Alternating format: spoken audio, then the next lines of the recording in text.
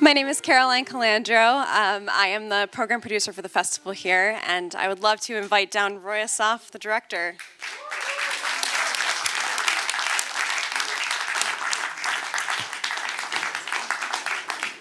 Take your time.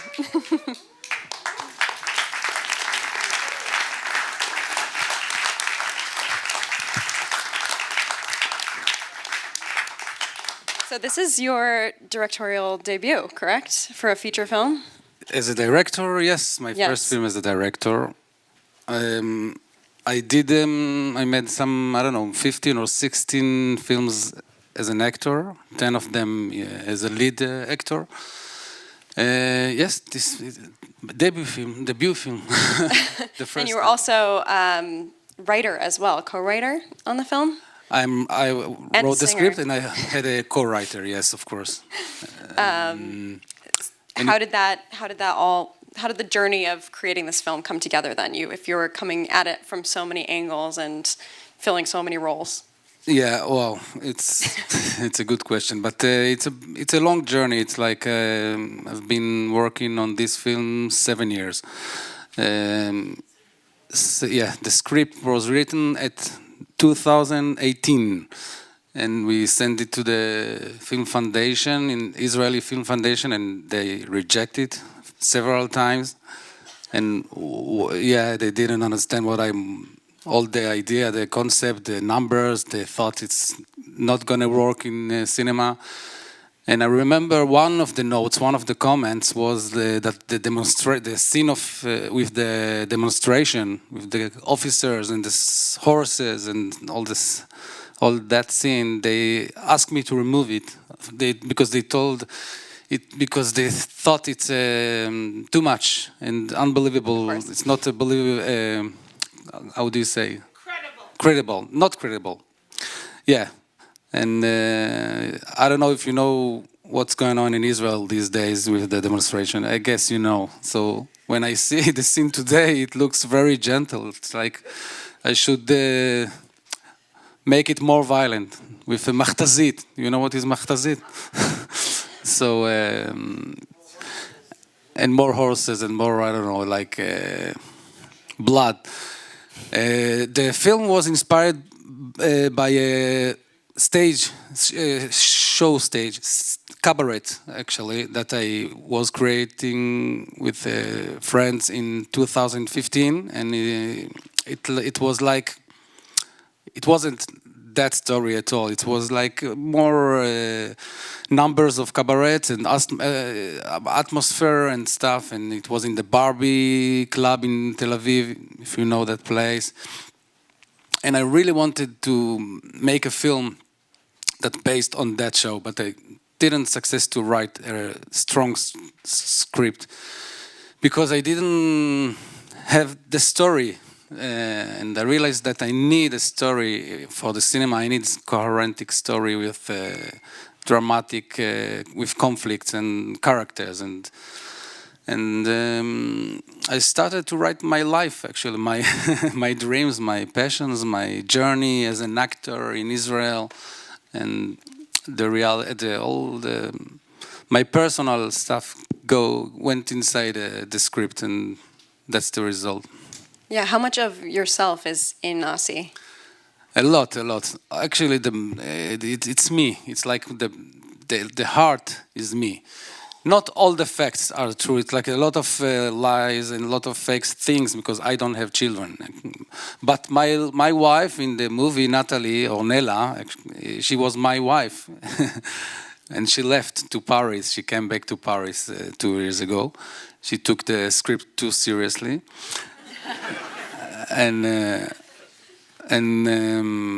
Actually, we are not together now. I moved to Paris to try to. I'm trying to to save the relationship, but it doesn't work now. And it's too good of a director. You're already setting it up. And also, of course, the relationship with my father. There's texts that I actually took from my parents, from my kitchen, from my bedroom, from my. Those the words that I heard a lot of times in my life.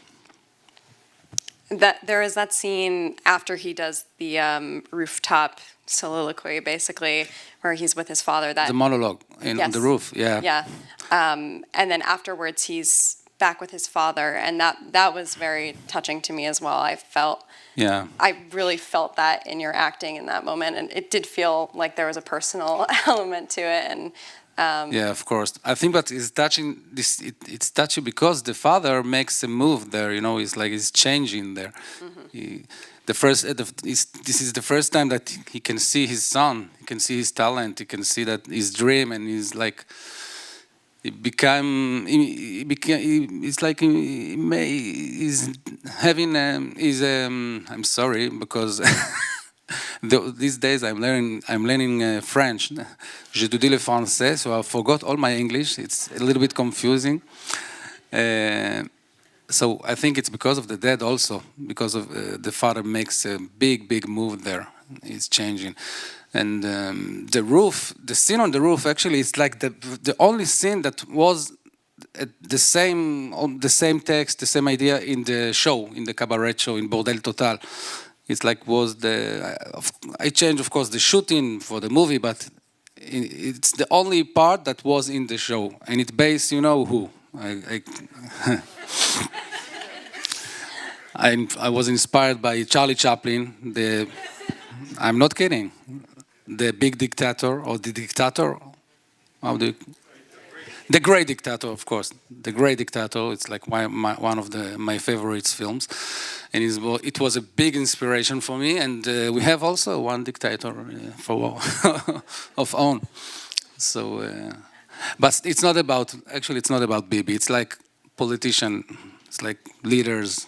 They sell us lies and they talk a lot and they say nothing. All of them. That was also really Trump here. No, the same. Yeah. Obviously, there's a lot of social commentary through the film and drawing from inspirations like Cabaret, and we're talking about themes of like the ostrich sticking your head in the sand. How have those reactions all been for the audiences, and what have you encountered any, I guess, blowback or challenges because of some of the messaging in the film?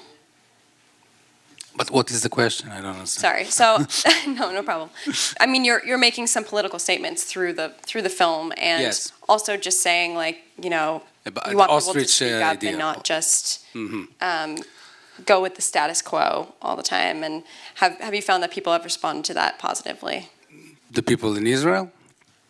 Broadly, you can answer it anyway. I think most of the people, the audience, also it was the premiere, the big premiere was in Argentina, in Mar del Plata. That was the first time that we met audience, and they really liked the movie, and they were touched, and they were really excited.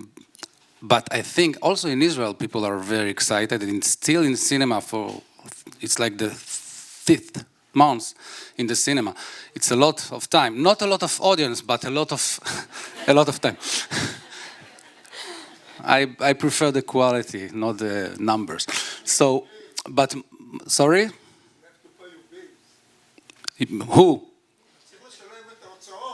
Who need to pay the bill? Not me. No. I paid a lot. Okay, so it's like I think most of the people feel connection to the heart of the movie, which is about a dream and to how to fulfill your dream.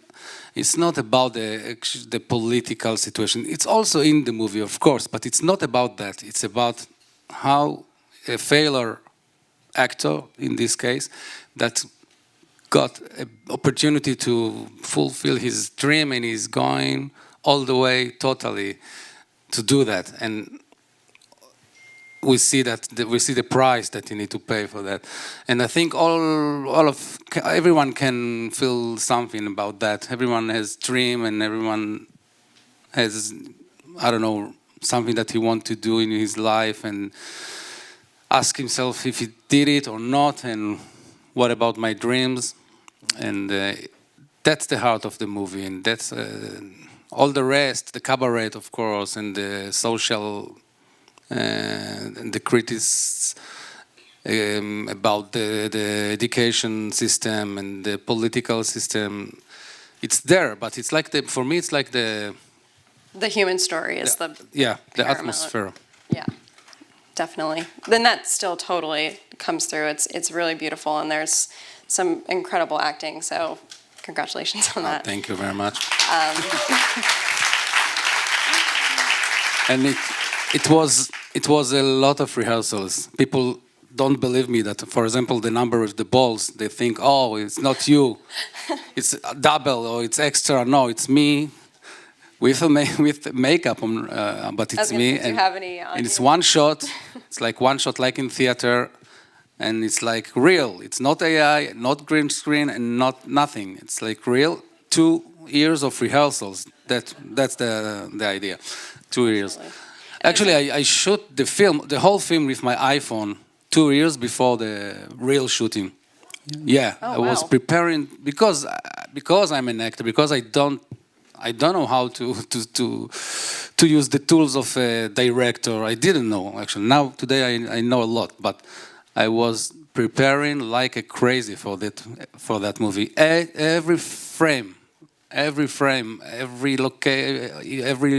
moment in the film was shooted before, and I edited in my computer, and something like 2 years before, I saw all the film in my computer with extra actors, with my students, my family. I took everyone to help me to prepare for the real shooting. And It's incredible. Amazing. And it shows because everything seems very intentional and curated and beautiful. There's a lot of gorgeous scenery in the film as well, and it kind of plays on the like remote towns in like Fellini's work and the kind of the circus world and the like rich cultural space in those more remote areas. Did you pull on that specifically? Obviously, there were some references through the film as well. yes, Fellini, which I really like, wasn't a formal influence for me for that film. Even the last shot, the parade, for me it wasn't. I wasn't see 8.5. How do you call the movie? Yeah, before. It was the solution for me to make like in the theater when the actors come at the end. How do you call it? יש את החוויה. Yes, the bows, How? the final bows, like curtain call, kind of bows. To take a bows. Yes. Okay, so I was looking the way how to do it in the cinema, to say hello to the audience, like each character comes and say hi, thank you, and that was one reason. And the second reason was because the last scene in the cabaret in the Barbie, in the show, was a kind of parade, but we took all the audience from the auditorium, from the hall to outside to the street with the music and like parade. We wanted to end the show like with a kind of high. So I tried to make something like that in the film. But people say all the time Fellini, so I cannot. Well, for me, it's the incredible big that you got there yourself. My first influence, of course, was Cabaret, the film by Bob Fosse, which I really like, from the 70s, with Liza Minnelli and Joel Grey. I saw it a lot of time, and I really like the movie. And Charlie Chaplin, of course, and Nuri Bilge-Ceylan. If someone knows, of course, Yair Ave knows because he's a critic. He's a cinema, Wikipedia cinema, and he's a Turkish director. Maybe for me, it's like he's like the big one. He's like Chekhov in the cinema. He's the biggest director in which work today, and a lot. For example, the first shot is like a reference from distance, exactly. Distance, yeah. And also the lighting and all the scenes inside the home inside with the family. It's like really, I took references from Nuri Bilge-Ceylan and Charlie Chaplin, and of course Hanoch Levin, which is a big inspiration. I admire him, and he made the first cabarets. Who? Hanoch Levin? Yeah, I know. Yeah, I guess. And Hanoch Levin created the first cabaret in Israel in the 70s. 60s actually, Malkat Ambatya and Ketchup and me, you, and the next war. Okay, so that was my inspiration. And Fellini, I took it also because you say that. People say it all the time, so I really like, of course, the movies of Fellini is the best, but it wasn't in my head when I created the film. I'm going to ask one more question, but I do want to turn it over to the audience in a moment, so start thinking of your questions. But I was wondering, because you are taking on all of these different roles with this film, what did you learn in the process? Are we going to see more films directed by you? What were the challenges that you... I'm looking for money. Is there any rich people here to develop the next one, the next script? You? You just put your hand. Hand went down again. Okay, I thought. Okay, I'm writing my next script. Actually, I'm not going to be director like for just to direct. People send me 5 scripts since I released my movie. They ask me to direct their film, and I cannot do it. Maybe I can. I don't want. I don't feel the passion to do it.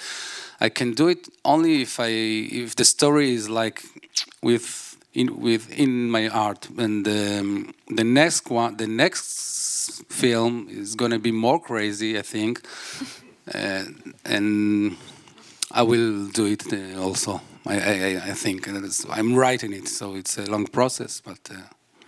I started, and I'm gonna be an actor. Like I'm playing all the time. So, of course, that's what you're known for best. Questions? Any questions from the audience? We have some mics. Yes. On the side. Superman. You're almost flying to me. That's terrific. I want to ask you about an aspect that was there of the. Soldiers on ropes that were shot, the puppets that were shot. Yeah. And my interpretation was that you're in shell shock, you're in Helem Krav. Yeah, of course. And Not that's what led. Of course. This. Oh, okay. Post-trauma, PTSD, how do you call it? Yeah, PTSD. Okay, of course, the character has it from the beginning, when he came back from the war. And, we can hear the voices in his head. There is like voices from the war, and the puppets. It's like for me was the expression of how to because we saw a lot of realistics in the cinema, in the Israeli cinema, a lot of realistic scenes that express the trauma, post-trauma, or Helem Krav, or all those things, and I wanted to find original way to express it, and in a cabaret, kind of in a cabaret also. So the puppet, one day I realized that it could be very nice to use the puppet for the trauma, and it makes it more strong than realistic expression. And also, of course, in the big shot with the drone inside the theater, we can hear also helicopter all around, and it's another expression for the trauma from the war. So you're right. Okay, it touched you. It gave you something. But it also explained some of the behaviors, the frustration. Of course. Everything is because of that. All the movie, for me, because he's not aware. He's not muda. Aware. Conscious. He's not going to treatment to solve his problems. That's why he spoke in the class to his children, to his students like that, because he feels frustration because he doesn't know what's going inside because the war. Everything is because of that. And it's also like in the Cabaret movie, but in another way, how the war influence. And Sorry, one second. Can sorry, no. we bring a mic to her, please? When was the shooting? 2022. 1 year before all the demonstration in Israel. 2022. People don't believe, but it's like that. And yeah. This film was It's on. working. We hear you. Okay, was so rich. It was like a universe. It's hard to know what to comment on. There's so much in there. But one thing that did strike me was the scene where they're at the car and she's getting ready to leave, and he's trying to convince her not to go. The last scene. And they had the fireworks. Yes. But in my mind, the sound was the sound of battle and not of fireworks. Of course, it's another expression. And I was thinking of what's going on in his mind as he has the trauma of his life now and the remembered trauma of his experiences recently as a soldier.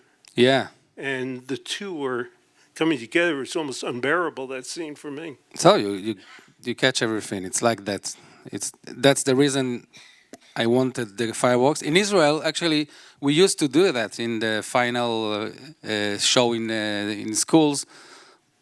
We used to use fireworks. Today, we don't allow to do it because the post-traumatic soldiers.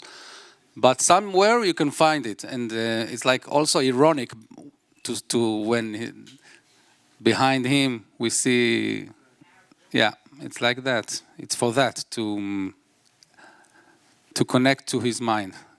Yes, I'm sorry, it was first. We can hear you. You don't need a mic. We You do. are I'm young? so sorry. We have a recording going, and it's for ADA purposes. I follow the rules. First of all, it was a great movie. Seret Nehedar. I really enjoyed it. Again and slowly. Sorry, I said it was a great movie. I enjoyed it. Thank you so much. And I wanted to I was curious, the scene in the matnas when the camera was going all around. Kind of reminded me of like Birdman a little bit, where it was kind of like one shot going around. Of course, I forgot Birdman. And the scene where he was doing the speech on the roof kind of gave me Joker vibes with like the makeup. So you didn't mention those in one of the films that... Yes, because Joker, I wrote the script 1 year before the Joker was published. The new Joker. The first Joker. Oh, the first one. Yes, and I got stumped. I can show you. I wrote that scene on 2018. On 2019, they published that they're going to make the Joker, the first Joker. But in Israel, it takes time to make a movie, like 7 years or 8 years. And the Joker, when they published 2 years after it was released. So no, it wasn't my. But Birdman, yes, of course, Birdman. It was mine. Of course, one of my inspirations. The shots, all the big one shot. Actually, we had a scene that we called her Birdman. Now, I told my assistants and my producers, wow, we are going to make the Birdman now. We call it all the thing, not the drone, not the crazy one. There is another one shot before the mayor came and cut the show. It's like one shot of 5.5 minutes. It's the biggest in the film, almost 6 minutes of one shot that we follow the character. It starts in the mirror when his makeup, he makes until when he almost goes down and they cut the show. So that was for me the Birdman scene. Because it's really like in the theater. It's like theater. It gives the feeling of the theater experience when it's like in very dynamic shot and very. The camera for me was like another actor, not to give you the experience of watching theater. I like to give you the experience of how it feels to make and to create, how crazy could be to create a theater.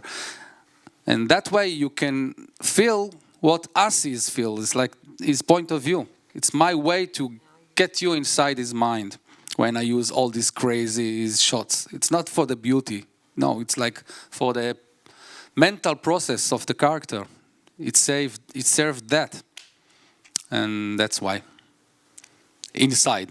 Outside, for me, was the opposite. The camera was really static because the desert, the nature is so strong, and I wanted the character to move and the nature to speak and to give all the time the balance. So outside, the camera was on a stand all the time, on like locked almost. Even the big shot, the parade, the last shot, and the balls. Of course, the camera is locked. Yes. We can take one more, yeah. Just where was this? Where was shooting? Yerucham. Do you know? Do you hear about Yerucham? It's not far from Mitzpe Ramon. You do one more. So all the Yerucham. Yes. Sorry, Yes, can we of bring a course. mic? Can we bring a mic up quickly? I'll try to yell. Yes. I wanted to ask you about the price of dreaming.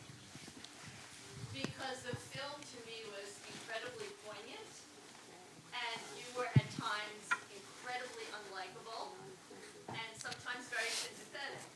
And I watched the film and I thought about the cost of someone's dreams. Yes. Not only for that person, but for all the people who become a kind of collateral damage when the dream breaks down, or get to, revel in the success. And I wonder what you think about the price of dreaming, particularly in the context of so much. But you can see in the film what I think, no? I want you to talk about it, not Yeah. just from that character, but in general, how you think about that, particularly in a country that is struggling with so much trauma, and what trauma does to one's ability even to dream. Yes, because I don't know, today the war, the 7th of October changed everything for me. It's like I feel guilty just to walk in Tel Aviv and to have a coffee. I feel guilty because there are still 54 hostages and 53. And yeah, and I feel guilty. So today it's like it's to if you want to think about your dreams and to be like and to fulfill your dreams and to create something and to be an artist. It's very strange for me, but in other hand, it's my work, it's my job, so it's very complicated these days. And normally, I think, for example, Asi is very egocentric. He's very not kind, like you said. He's not a sympathetic guy. I didn't want to create for me because I wrote it for me. That's the reason that I made the film. I wanted to play the role. For me, it's like, for that, I'm an actor, and it should serve my passion as an actor. And I didn't want to create a hero, classic hero character, because I don't believe in that. It's like he's very anti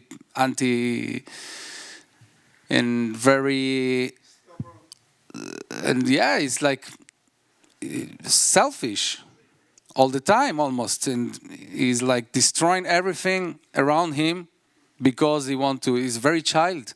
For me, that's the film about. It's about התבגרות, maturity. When you become a man, you need to make decision, and you need to remember that you have family and you have kids and everyone wants to have a dream and to fulfill their dream, but there is more important thing. The family is more important, and think he understand that just when she is living, then he realized, oh, what did I do? What have I done? So,